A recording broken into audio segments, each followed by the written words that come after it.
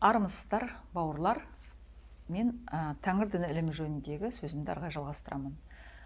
Жақында бір пікірталас болды. Ол пікірталаста мынадай маңызды үш сөз айтылды. Біріншісі, дін мен әдет ғұрып, ата дәстүр екеуі бірге жүреді. Екеуін бөлек ажыратып қарауға болмайды делінді. Екіншісі, аруақ ол жын делінді. Ал үшіншісі, сендер әлем мойындаған дінді неге мойындамайсыңдар деген сауал. Осы үш сөзге мен қазір үш ролик түсіріп көрейін. Ең әуелі бірінші сөзді талдап көрейік.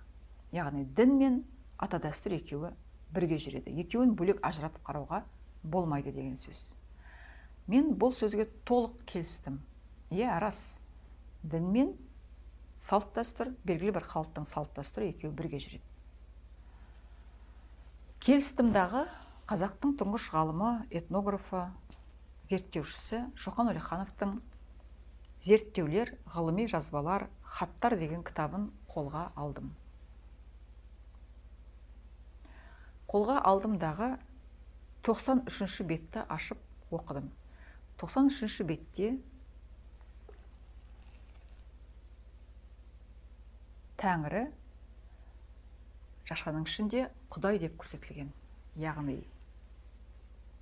қазақтың дінінің аты Тәңірі және қазақтың жаратушысы Құдай жазылған.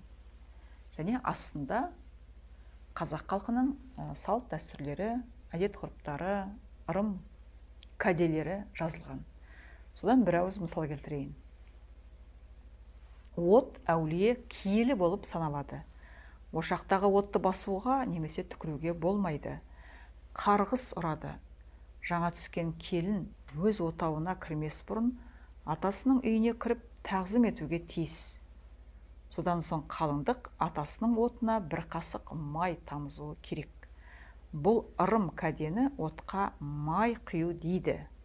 Жас келін сәлем еткенде аруақ разы болсын деп тізе бүгіп, еңкейіп, маңдайын еденге тигізеді делінген. Сонымен бірінші сөзге, айтылған сөзге толық жауап бар.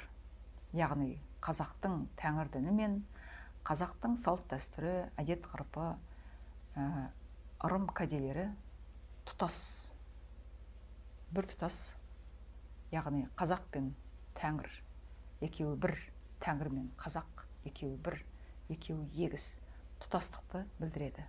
Қазақ тәңірлік Құдайым деп айтады. Ары қарай екінші ролигімді қарап көріңіз, онда мен екінші сөзге тоқталамын.